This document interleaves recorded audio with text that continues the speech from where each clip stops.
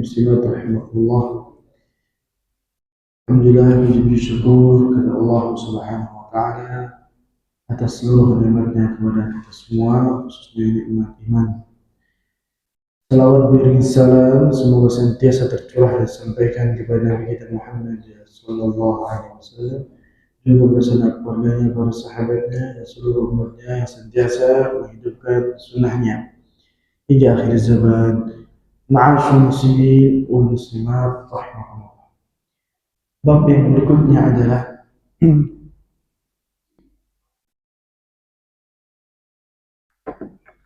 kita kemarin sudah sedikit menyinggung namanya takdir al-yawmi, takdir al-hawli, ya takdir yang Allah Subhanahu wa taala langsungkan tiap hari. Di setiap hari takdir itu Allah Subhanahu wa taala senantiasa akuratkan. Jadi ada yang 50.000 tahun sebelum ciptakan langit dan bumi, terus setiap kali hendak terlaksana semakin dirinci, waktunya diperkecil, ya, sampai menjadi tahunan, sampai akhirnya menjadi harian. Jadi maksudnya cukuplah dengan ini kita tahu nggak mungkin takdir Allah itu, tapi takdir Allah itu salah. Sudah begitu akurat seluruh hal, manusia maupun bukan manusia. Kata Allah Subhanahu wa taala dalam surah Ar-Rahman ayat 29, "Kullu yawmin huwa fi sya'n." Dia Allah Subhanahu wa taala dalam tiap harinya, pada tiap harinya, fi sya'n, dalam mengurusi urusan, memutuskan keputusan. Kata Ibnu Abbas radhiyallahu anhu menerangkan, inna mimma khalaqallahu ta'ala lawhan mahfudan min durrati bayda. Allah Subhanahu wa taala telah menciptakan lauhan, lembaran mahfudan yang terjaga dari mutiara yang putih. Masya Allah, ya, lembaran dari mutiara yang putih. Ini perkara gaib, tapi Ibnu Abbas bukannya Rasul. Ibnu Abbas hanya sahabat, dan tidak mungkin dalam kaidah ilmu periwayatan, tidak mungkin sahabat meriwayatkan tentang perkara gaib kecuali Rasulullah SAW telah menyampaikannya.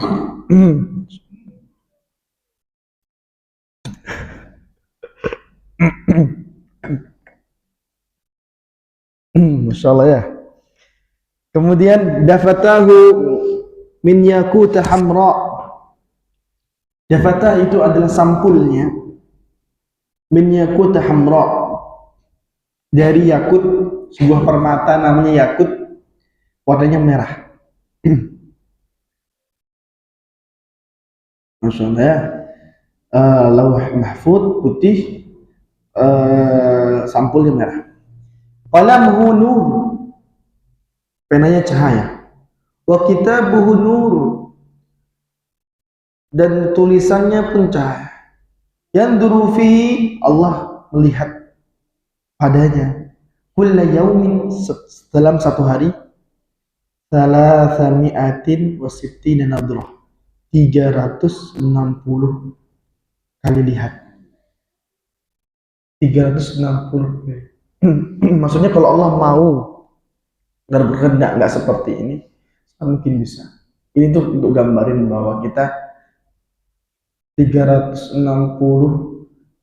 berarti selama setahun, ya. Tapi itu sehari.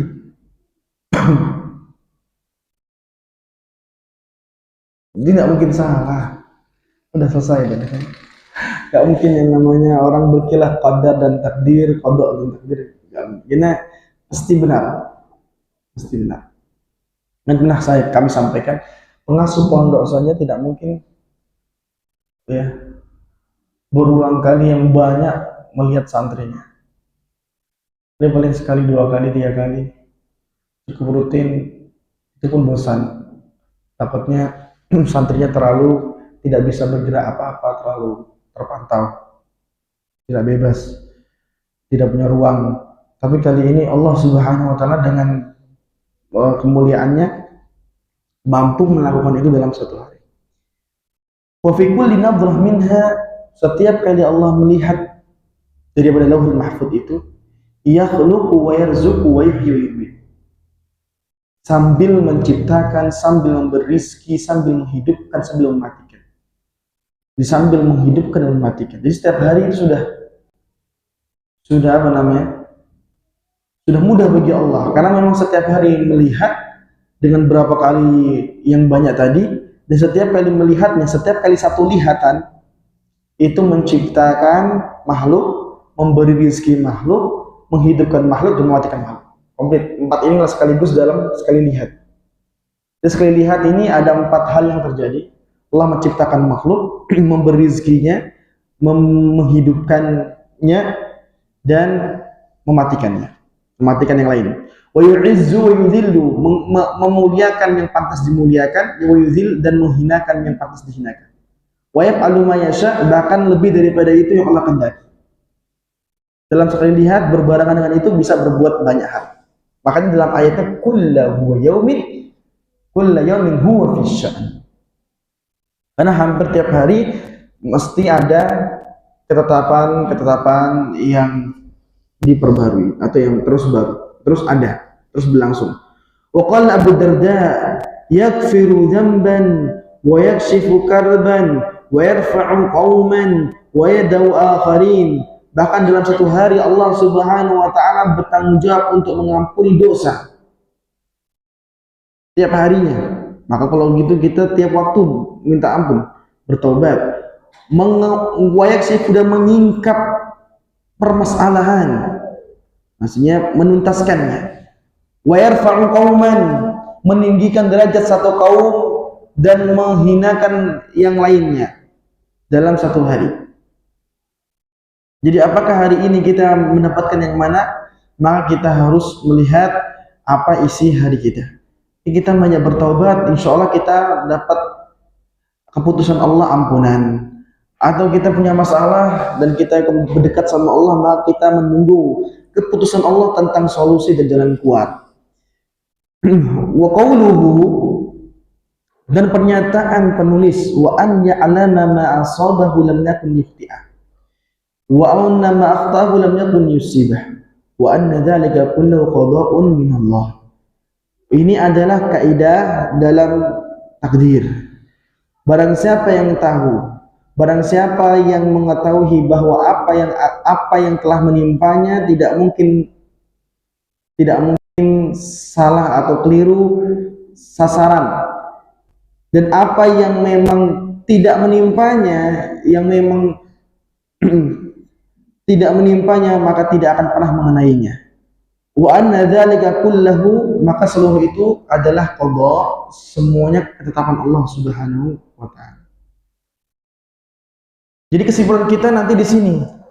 Karena dalam hadis Jabir bin Abdullah, Rasulullah SAW bersabda, la yu'minu 'abdun hatta yu'mina bil qadri khairi wa syarri. Tidak akan beriman sempurna hamba sampai dia beriman juga dengan takdir yang baik dan buruk. Nah, gitu kan? Biasanya kita sampai itu. Sekarang dilengkapi hatta ya'lama, dalam hadis ini hadis sahih riwayat Imam Tirmidzi, disahihkan Imam Albani rahimahullah. Hatta ya'lama anna ma asabahu lam yakun yukhti'ah. Sampai dia tahu bahwa apa yang menimpanya tidak mungkin akan menyisihinya, dan apa yang telah dihindarkan darinya maka tidak akan mungkin mengenainya. Wal ma'na anna al-'abda la yu'min hatta ya'lam ma yusibuhu inna ma asabahu fil qadari. Maka untuk itu tidak akan beriman sempurna ketika kita itu bisa menyertakan rasa bahwa tidak akan mengenai, pasti akan mengenai kita apa yang telah ditetapkan untuk kita, dan tidak akan mengenai kita setiap apa yang telah dihindarkan dari kita. Mana qadarullah wa ma syaa. Ya, qadarullah wa ma syaa. Biasanya qadarullah itu dalam kesulitan. Ya kan? Lalu dalam kemudahan apa?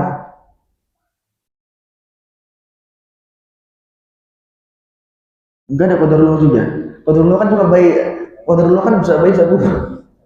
Bisa baik, bisa buruk. Tapi kenapa dalam kesulitan selalu bilangnya qadarullah.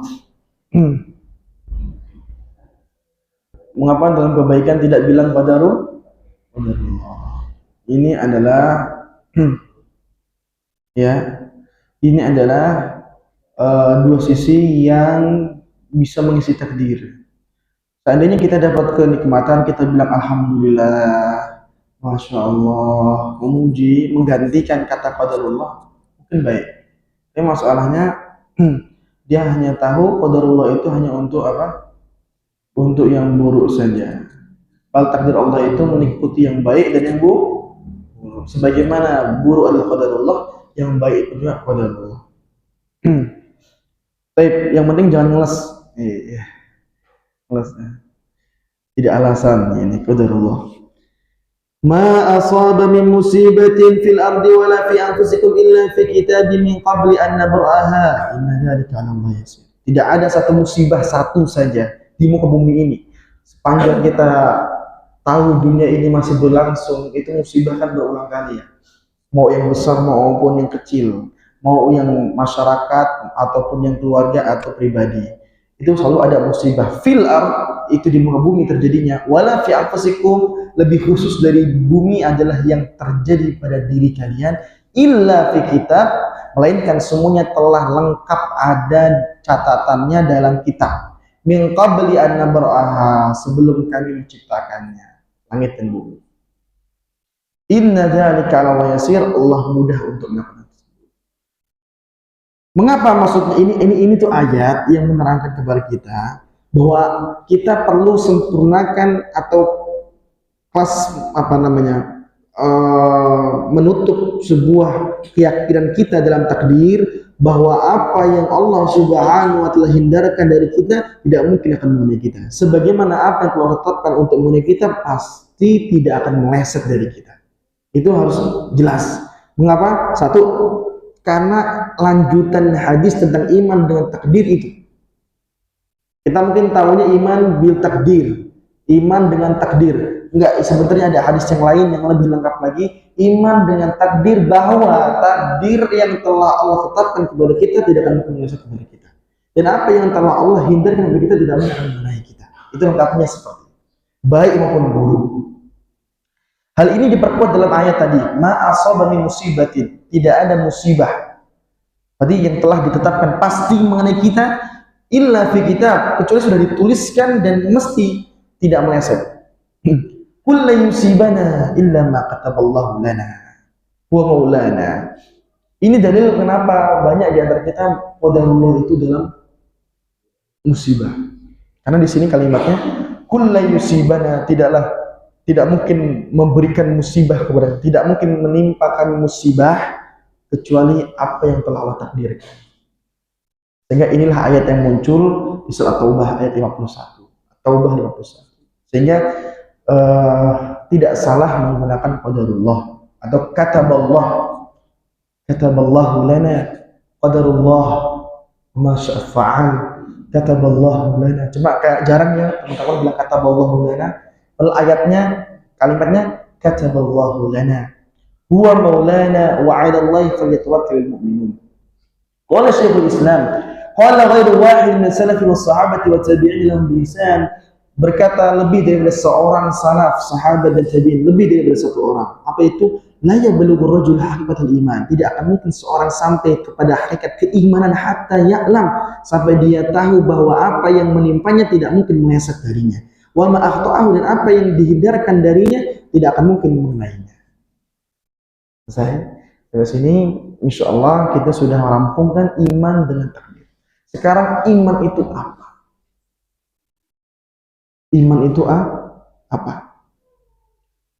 Perkara ini mudah bagi yang Allah mudahkan, sulit bagi yang Allah belum bukakan atau belum berikan taufiknya atau hidayahnya.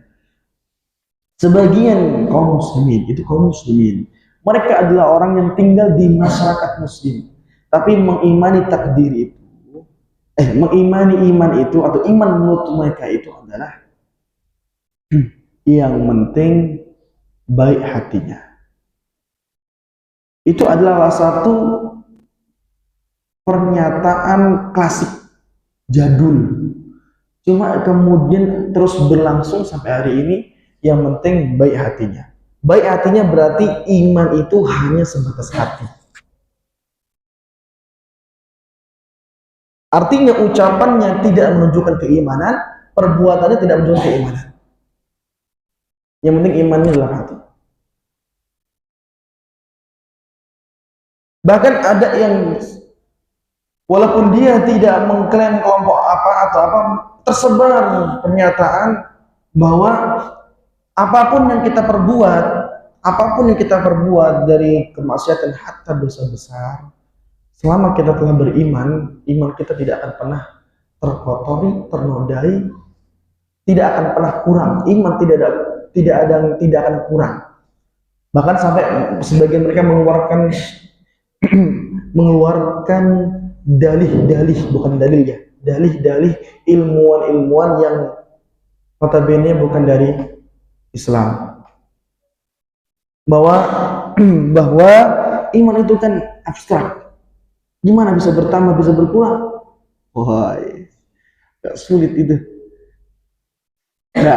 Sebenarnya nggak sulit ya, karena Allah mengatakan, Allah yang menciptakan iman, dan Allah mengatakan, wa yazidullahu alladziina ihtadaw huda liyazdadu imanan ma'iman, supaya iman mereka bertambah. Walaupun dia abstrak, tapi dia bisa bertambah. Ketika sesuatu bisa bertambah, pasti sesuatu itu bisa berkurang.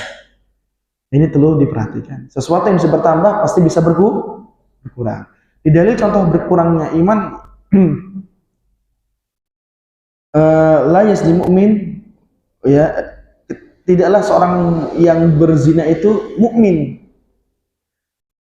Berarti maksudnya ada seorang yang beriman melakukan kemaksiatan dan disebut tidaklah beriman. Maksudnya tidak sempurna imannya. Berarti bisa menurun imannya. Bahkan kata Rasulullah SAW, "Imana fi jawfi ahadikum la yakhlaqu kama yakhlaqu sabul khalaq." Iman yang ada dalam hati kalian itu akan bisa usang, bisa rusak, dibiarkan gitu saja akan rusak, sebagaimana pakaian yang awalnya baru dipakai terus pasti rusak, mesti lusuh, sehari sudah bau, belum lagi kena keringat, kotoran. Lah gimana kalau iman kotornya tiap waktu, pakaian kotor satu hari sekali ganti, oke. Masalahnya iman sekarang tiap waktu bisa kotor. Ya.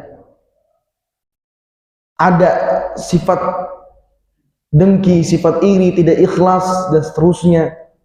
Kemudian belum lagi kalau kita lihat apa yang menjadi tontonan, apa yang kita dengar, yang semuanya punya pengaruh mestinya dengan keutuhan, kesempurnaan iman dalam hatinya. Jadi tidak ada jaminan. Maka bagaimana iman yang terancam tiap waktu usang, sementara dia merasa bahwa imannya tidak pernah mengalami penurunan. Kita hidup di zaman HP yang lemah dayanya lebih peka daripada iman yang mengalami penurunan. Kita adalah hidup di zaman yang kalau tidak bawa charger lebih khawatir daripada iman yang tidak pernah dicas. Baju dicuci sehari sekali, ada yang seminggu sekali, umumnya sehari sekali. Baju ya itu dicuci sehari sekali. Iman kita dicas sebulan sekali, kadang sepekan sekali dalam kajian. Jadi rupa-rupanya itu kayak satu hal yang tidak pantas bagi seorang yang beriman bila dia tidak memberikan sikap yang sebenarnya terhadap imannya. Maka bagaimana iman itu? Iman, al-imanu qaulun wa amal. Ini simpelnya nih. Iman itu adalah ya semua ucapan dan semua perbuatan. Di semua ucapan dan semua perbuatan itu adalah bentuk keimanan. Jadi jangan pernah sepelekan yang diucapkan, hati-hati. karena menyangkut yang diucapkan itu isi daripada keimanan. Begitu yang perbuatan. Nah, tapi perlu dirinci ya. Gimana kita pakai papan tulis enggak? Sulit ya. Saya bilang, berarti simak saja ya. Iman itu simpelnya, ringkasnya, dia adalah setiap ucapan dan setiap amal yang baik, yang soleh. Itu iman. Jadi kalau kita mau lihat bentuk iman itu kayak apa, itu bentuknya. Setiap ucapan, setiap perbuatan yang baik, yang soleh. Setiap ucapan ini meliputi ucapan hati, kata batin, dan ucapan lisan, omongan. Jadi tidak hanya omongan saja, kata batin termasuk qaul, punya ucapan, yang itu adalah bentuk iman. Adapun amalan itu mencakup amalan hati, amalan lisan, dan amalan anggota badan. Amalan hati, amalan lisan, dan amalan anggota badan. 3. Iya. Pertama, kita mulai dari kata batin. Kata batin yang merupakan bentuk keimanan adalah apabila timbul tasdiqun wa iqon. Sikap mempercayai, meyakini. Dalil bahwa ini disebut kata batin, yang mempercayai itu adalah disebut kata batin. Apakah ada suaranya, Ustaz? Enggak. Kalau disuarakan itu namanya sudah omongan, kata lisan. Tapi kalau kata batin dia tidak sampai diomongkan, tapi dia mangguk-mangguk biasanya. Dia percaya itu. Kalau orang kita bisa mangguk-mangguk. Ya. Kalau enggak percaya biasanya gini-gini kan. Itu yang berkata hatinya. Lisannya tidak bersuara sama sekali. Tapi hatinya yang berkata. Nah, dalil yang menunjukkan bahwa hati berkata. Firman Allah surah Az-Zumar ayat 33, "Walladzi jaa'a bis-sidqi wa shaddaqa bihi, ulaika humul muttaqun." Dan yang telah datang dengan kebenaran dan membenarkannya. Membenarkan ini tidak dengan suara, tapi dengan kata batin. Dia iyakan, dia benarkan, yakin. Dan surah Al-Hujurat ayat 14, "Walamma yadkhul imanu fi qulubikum." Dan belum masuk keimanan dalam hati mereka. Maksudnya adalah iman, ya, maksudnya iman dalam hati ini adalah qaul qalb, yaitu adalah meyakini, mempercayai. Orang-orang Badui Arab penampilannya sudah pakai sorban, sudah pakai jubah, masuk mengikuti Nabi SAW. Tapi hati mereka belum condong ke Islam. Hati mereka belum mempercayai Islam. Cuma sudah mulai ikut sholat, ikut. Makanya kata Allah Subhanahu Wa Taala, "Walamma yadkhul imanu fi qulubikum." Kalian sudah Islam, sudah sholat, tapi iman belum masuk dalam hati kalian. Iman kan bukannya di hati, maksudnya kata batin itu belum muncul dalam hati kalian. Apa itu? Mempercayai, meyakini. Hanya ikut sholat, hanya ikut lainnya. Wa qauluhu ta'ala, "Innamal mu'minuna alladziina aamanu billahi wa rasulihi tsumma lam yartabu." Orang yang beriman yang sebenarnya dengan Allah adalah yang beriman kepada Allah dan Rasulnya lalu kemudian tidak ada keraguan. Maksudnya sangat percaya. Tidak ada keraguan, itu sangat percaya. Nah, sangat percaya itu adalah kata batin. Maka kalau ada nasihat, ikuti kata batinmu, maksudnya kepercayaan, keyakinanmu. Jadi itu bukan dari semedi bertapa, tapi kata batin itu dari belajar ilmu syar'i. Karena keyakinan dan kepercayaan tumbuh dengan ilmu. Baik. Wa fi hadits syafa'ah, yakhruju minan nari man qala la ilaha illallah wa kana fi qalbi minal khairi ma yazinu burratan. Thumma yakhruju minan nari man qala la ilaha illallah wa kana fi qalbi ma yazinu minal khairi dzarratan. Dalam hadis syafaat akan keluar dari neraka orang yang mengucapkan la ilaha illallah sementara dalam hatinya ada kebaikan hanya seberat biji gandum. Dan akan keluar dari neraka orang yang mengucapkan la ilaha illallah dan dalam hatinya ada kebaikan seberat biji sawi. Jadi kebaikan dalam hati ini maksudnya kata batin, kepercayaan. Baik. Oleh Syaikhul Islam, famujarradu ilmil qalbi bil haqq illam yaqtarin bi amal qalbi bimujibi ali ilmihi mithlu mahabbatil qalbi lah wa ittiba'il qalbi lah lam yanfa sahibu bal asadun nas. Tetapi catatannya, ini tolong diperhatikan. Berkata Syaikhul Islam Ibnu Taimiyah dalam Majmu' al-Fatawa, namun sekedar mengetahui dalam hatinya, mengetahui dalam hatinya bahwa itu kebenaran, tahu dia kerudung tahu baik, kerudung itu pakai kerudung baik, tutup aurat baik, nah, itu gambaran. Dia tahu dalam hatinya ada kebaikan, bahwa itu benar. Illam yaktarin bihi amalul qalbi, selama tidak diiringi dengan amal qalbi. Tadi ada ucapan atau kata batin, sekarang ada amal batin. Jadi ini kayak kaidahnya.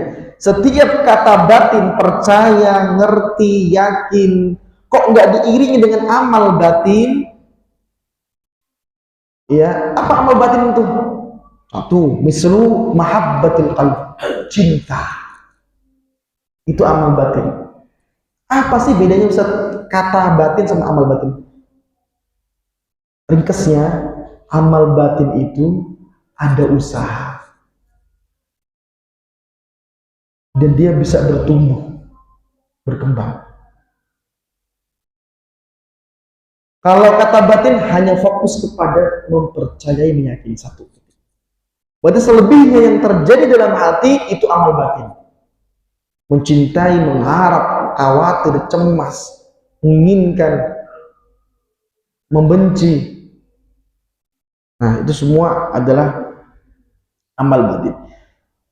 Wattiba'ul qalbilah, dan hatinya condong untuk mengikuti, lam yanfa' sahibuhu, tidak akan bermanfaat pelakunya, pemilik ya qaul qalbi, bal asaddun nas, bahkan hati-hati, manusia yang paling berat, paling keras siksanya pada hari kiamat, alimun, orang yang berilmu, lam yanfa'uhu Allahu bi'ilmih, yang tidak bermanfaat ilmunya. Allah tidak jadikan ilmunya bermanfaat. Orang yang alim itu maksudnya ada kata batin dalam dirinya. Namun kata batin ini tidak serta-merta dapat menyelamatkan dia dari ancaman siksa Allah. Bahkan kalau seandainya sekedar ini saja dan tidak ada amal batin seperti mencintai dan mengharap dan seterusnya, maka dia bisa menjadi manusia yang pertama diazab atau yang berat siksanya pada hari kiamat. Maksudnya amal qalb itu adalah menunjukkan bermanfaatnya qalb. Misalnya dia cuma tahu ya, dan dia tidak mencintai. Baik. Maaf muslimin muslimat rahimakumullah. Ya. Orang yang selagi orang yang berilmu itu adalah orang yang mesti dalam hatinya ada qalb, tidak ragu. Kenapa? Ilmunya itu mengatakan, ilmunya itu tadi kan membuat dia punya kata batin, ilmunya. Tapi dia belum tentu punya amal qalb. Dia belum tentu bisa menjadikan cintanya karena Allah. Dia belum tentu bisa membuat bencinya karena Allah. Dia belum tentu bisa membuat harap cemasnya karena Allah, belum tentu. Kok belum tentu? Karena ilmu yang diamal, ilmu yang dipelajarinya tidak bermanfaat, tidak lebih bermanfaat. Berarti kalau ilmu yang bermanfaat itu menghasilkan qaul qalb wa amal. Jadi kalau kita dengar ceramah kajian semacam ini, kok hati kita membenarkan, itu satu. Yang kedua, kita mulai senang, kita mulai menikmati, kita mulai lebih ikhlas, lebih tulus. Itu diiring dengan amal qalb. Itu biasanya bermanfaat ilmu itu. Itu biasanya ilmu bermanfaat. Jadi itulah yang membuat kenapa ilmu bermanfaat, karena ada qaul qalbi dan amal qalbi. Seperti itu. Baik. Wa amma qaul lisan, adapun ucapan lisan atau kata atau omongan, ya. Ucapan lisan atau omongan yang termasuk bentuk keimanan seperti an-nutqu bisyahadatain, mengucapkan dua kalimat syahadat, syahadatu an la ilaha illallah wa anna muhammadar rasulullah. Dalilnya menunjukkan bahwa ini adalah kata keimanan, qulu amanna. Dalam ayat ini menerangkan bahwa ada iman yang diucapkan keluar dari lisan, yaitu kata-kata asyhadu an la ilaha illallah wa asyhadu anna muhammadar rasul. Kalau kita sudah pernah melakukan itu, artinya kita semua. Jadi ini kasus. Sebagian orang menyangka bahwa kita perlu mengulang syahadatain. Syahadat ulang karena kita belum pernah bersyahadat dari kecil. Sementara syahadat tadi itu adalah qaul lisan. Dan qaul lisan itu adalah bentuk keimanan. Gimana iman kita kalau mau sempurna kalau yang qaul lisan aja kita tidak bisa dan tidak pernah. Perhatikan ya, yang lahir dari keturunan muslimah, yang lahir dari keturunan Islam, maka tidak perlu memperbaharui syahadatnya, karena dia selalu bersyahadat dalam setiap sholatnya, dia bersyahadat dalam setiap azannya, karena memang syahadat tidak perlu diperbaharui.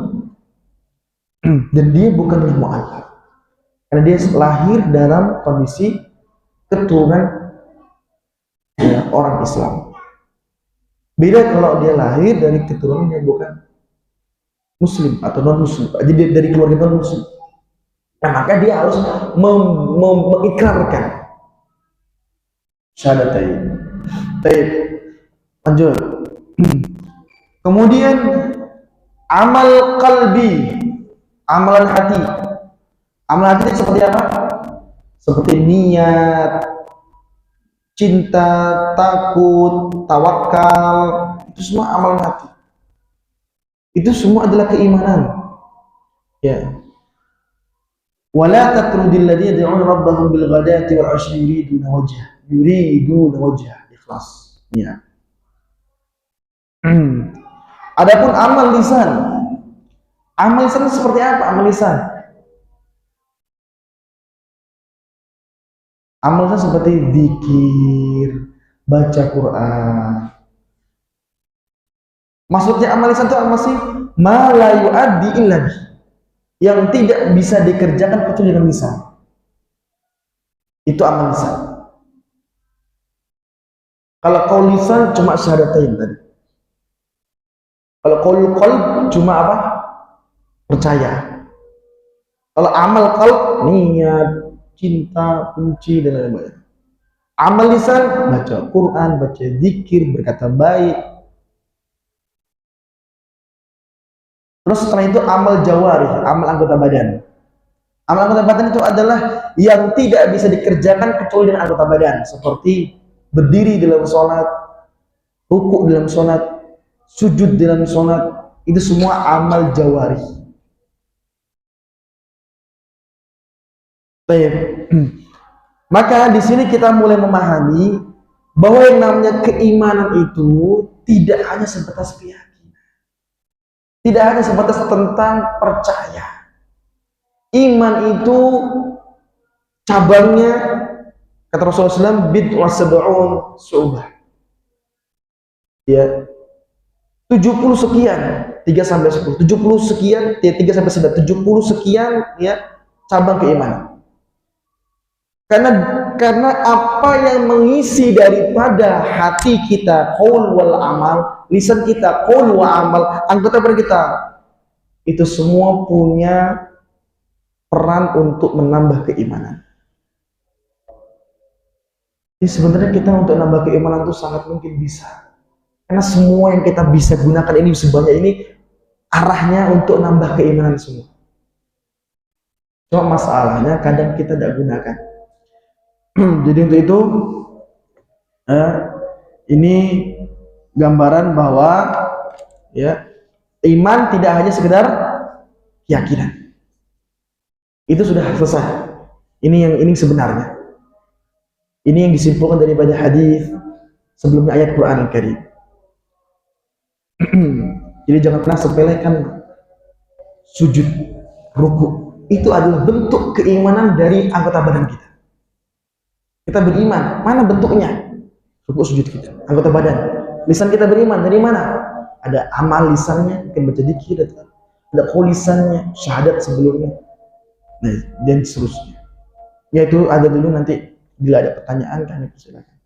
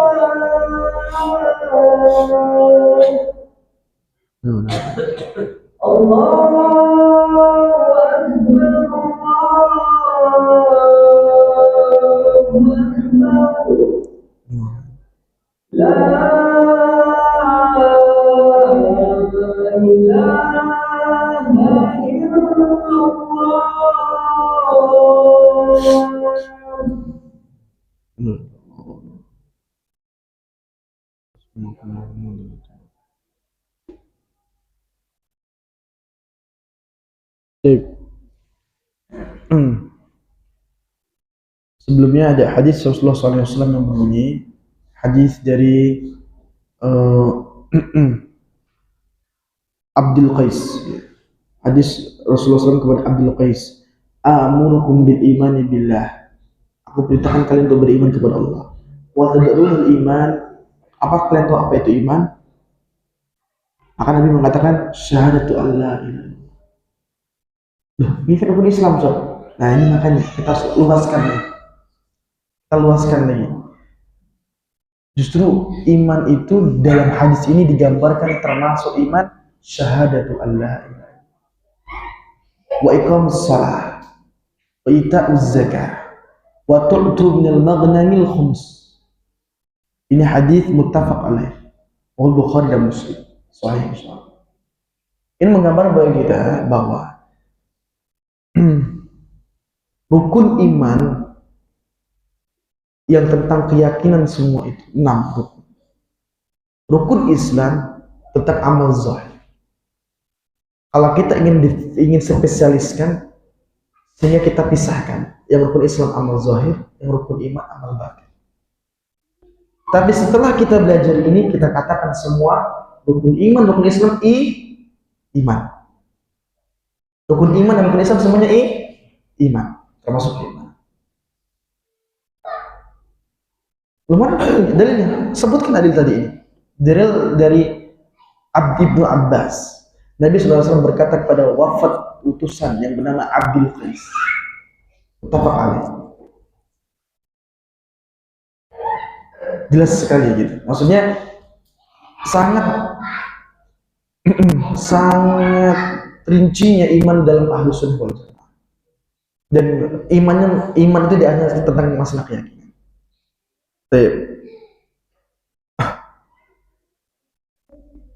Baik, bisa dipahami? Ya, ini kayak baru Ustaz. Ini belum dilanjutkan lagi nih. Ada lagi nih. Bukan baru sih ya, maksudnya sudah lama ini, cuma kita baru bahas saja. Ya. Ada beberapa definisi tentang keimanan yang terjadi di tengah-tengah ulama manusia dahulu sampai sekarang. Ada yang mengatakan iman itu adalah ucapan lisan, keyakinan hati, dan perbuatan anggota badan. Ya kan? Itu adalah biasanya diucapkan oleh, kalau kita lihat buku-buku mereka ya, buku-buku mereka dan buku-buku Ahlussunnah wal Jamaah. Termasuk juga Mu'tazilah juga menyebutkan itu. Khawarij pun pakai itu. Ini al-iman qaul bil lisan wa i'tiqad bil qalb. Yang kedua, iman itu adalah ucapan dengan lisan dan keyakinan dalam hati. Titik. Enggak ada amalan. Pokoknya sudah syahadat, hati sudah beriman dan mempercayai, membenarkan, sudah syahadat, selesai. Enggak perlu sholat, enggak perlu zakat dan lainnya. Ini adalah murji'ah. Kemudian ada yang mengatakan iman itu hanya kepercayaan dalam hati. Titik. Ya. Jadi tidak perlu mengucapkan syahadat, tidak perlu lagi apa. Ini adalah kufar. Kufar yang masih apa? Kufar mukminun. Mungkin agak sulit.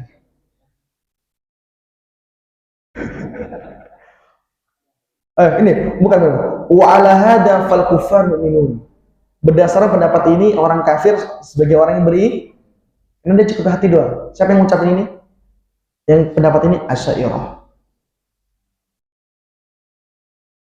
Lu kok ngeri banget Asy'ariyah, Ustaz? Orang nggak tahu Asy'ariyah itu kayak gimana. Taunya cuma kami Asy'ariyah di Indonesia. Coba belajar Asy'ariyah kayak apa. Pasti banyak ngeri-ngerinya kalau dia tahu. Di antara ini kengeriannya. Iman itu cukup dengan kepercayaan dalam hati. Jadi orang kafir beriman dong, karena orang kafir dia yakin ada Tuhan. Cuma nyebutnya bukan Allah tapi God. Jadi ini akhirnya gimana kayak gini, kacau ya. Terus yang keempat, iman itu hanya dengan mengucapkan, iman itu hanya berbentuk ucapan lisan. Tidak ada keyakinan dalam hati. Apalagi amalan. Ini adalah ya yang menjadikan orang munafik sebagai orang beriman. Karena orang munafik itu orang yang sudah mengucapkan syahadatain, tapi hatinya nggak percaya. Makanya ngerjain amal-amal solehnya karena riya, malas-malesan. Karena bagi mereka amal soleh nggak penting. Yang penting sudah mengucapkan syahadat aman, nggak nggak diganggu atau nggak diapakan itu, dijadikan sebagai saudara, dijaga hartanya, dijaga, dia hanya untuk zahir, keuntungan zahir. Berarti kalau yang kayak gini, berarti orang munafik dianggap beriman. Ini perkataan Al-Karramiyah. Al-Karramiyah. Baru pernah mendengar Al-Karramiyah. Ini itu lebih tepatnya nanti di firaq-firaq Islam, firqah-firqah Islam. Ya. Yang kelima, iman itu hanya ma'rifatullah. Kenal Allah aja. Ya. Tahu ada Tuhan, bahwa dia diciptakan. Tahu aja cukup. Berdasarkan ini, berarti tidak ada orang yang kafir di kamu ini. Gak ada yang kafir, karena semuanya tahu bahwa dia diciptakan, ada yang menciptakan. Ya. Atau ma'rifatullah yang maksudnya orang tahu ada Allah. Entah dia agungkan atau enggak agungkan, tahu ada Allah. Kalau cuma tahu ada Allah, semua yang iya tadi tidak ada yang kafir di muka bumi ini. Ini yang mengatakan ini Jahmiyah. Jahmiyah mengatakan iman itu yang penting kamu tahu Allah. Ini kalau pernah dengar serpihan-serpihan kata-kata seperti ini, tinggal dilihat di catatan, ini masuk yang mana ini? Oh, ini mirip ke Jahmiyah. Kata dia iman cuma sebatas tahu Allah aja. Kalau tahu Allah, yang penting tahu Allah, entah dia agungkan atau enggak, yang penting dia tahu Allah, mukmin. Agak ngeri, lebih ngeri lagi. Yang keenam, yang terakhir, iman itu adalah ucapan lisan dan pembenaran dalam hati. Ya, amal itu hanya syarat untuk sempurnanya iman. Jadi maksudnya amal itu dikerjakan ya untuk mengambil kesempurnaannya saja. Tapi dia bukan bagian iman pokok. Bagian iman pokok itu hanya ucapan dan keyakinan. Kalau mau beramal lebih sempurna nanti imannya.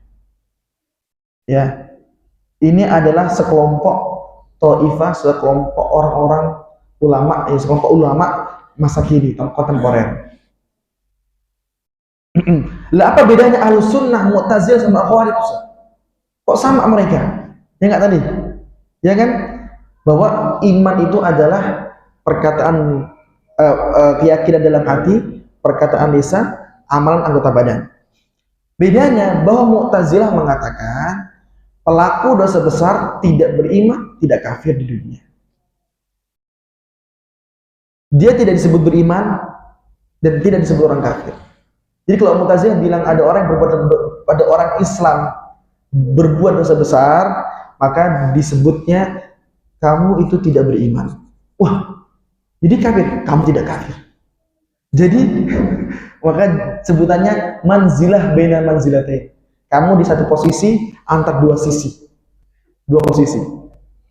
Tapi ingat, kamu kekal di neraka. Mukhalladun finnar fil akhirah. Walaupun awalnya dia sama awalnya, tapi kelanjutannya beda. Adapun Khawarij mengatakan pelaku dosa besar kafir di dunia. Makanya kenapa dia sampai membunuh, ngebom? Karena bagi mereka pelaku dosa besar, bukan syirik ya, pelaku dosa besar, apalagi syirik. Minum khamar, zina itu cukup bagi mereka. Dibom, dibunuh maksudnya. Karena kafir di dunia. Lalu mukhalladun finnar, dan kekal di neraka pada akhirat. Adapun Ahlus Sunnah mereka mengatakan pelaku dosa besar itu orang yang beriman tapi kurang imannya karena dosanya di dunia. Ketika dia meninggal dunia, masuk akhirat dengan membawa dosa besarnya, maka dosa besarnya di hadapan Allah di bawah kehendak Allah. Jika Allah ingin mengampuni, itu haknya Allah. Jika Allah ingin mengazab karena memang ada dosanya, itu hak Allah. Begitulah Ahlus Sunnah wal Jamaah. Baik, itu saja ya yang dapat kami sampaikan. Apabila ada pertanyaan satu B, kalau ada, ya, ya silahkan. Ya, musibah.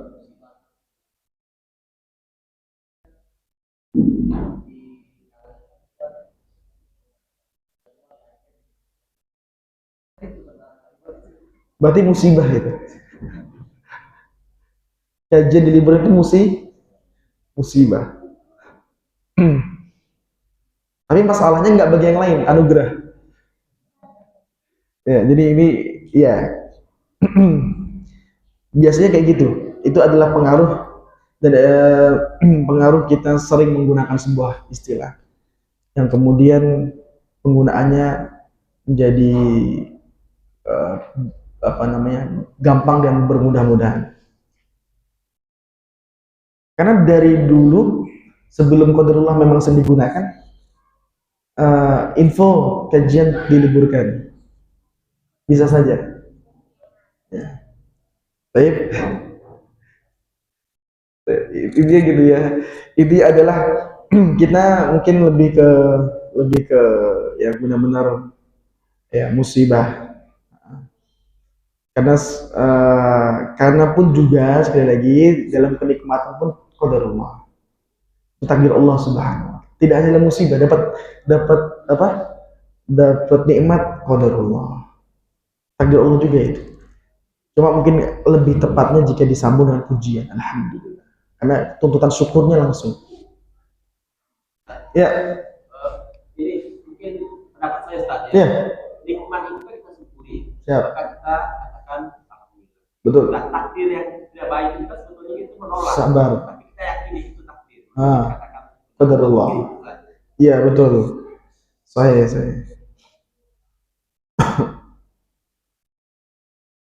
Ya, yang penting ya sekali lagi catatannya tidak menjadi alasan atau ngeles dengan ucapin qadarullah. Karena itu salah satu fenomena. Setiap istilah yang sering digunakan, dia bergeser dari urgensinya menjadi sepele, sehingga menjadi sebuah ngeles. Insya Allah sama. Insya Allah itu sesuatu yang sudah bukan cuma 50%, lebih dari 50%. Ini malah memang untuk tameng, untuk tameng ya. Itu sama. Insya Allah sama qadarullah itu kan biidnillah, insya Allah qadarullah itu sama tentang takdir, tentang kehendak, tentang takdir. Itu hendaknya dipergunakan dengan yang baik karena ingat qadarullah itu menyangkut takzimnya kita sama Allah. Jadi itu aja catatannya ya agar kita benar-benar jangan merasa bersalah kalau tidak bilang qadarullah. Nggak ada salah. Justru kita menjadikan qadarullah dalam rangka mentakdimkan Allah itu baru benar. Tidak semua apa-apa yang qadarullah dan kalau nggak qadarullah kayak merasa salah atau kayak nggak pantas, nggak pas. Kan dari zaman dulu pun nggak sedemikian, namun ini adalah sebuah hal yang juga tidak boleh bermudah-mudahan. Wallahu ta'ala bisawab. Sallallahu Muhammadin wa sallam subhanallahi asyhadu an la ilaha illa anta astaghfiruka wa atubu ilaik. Assalamualaikum warahmatullahi wabarakatuh.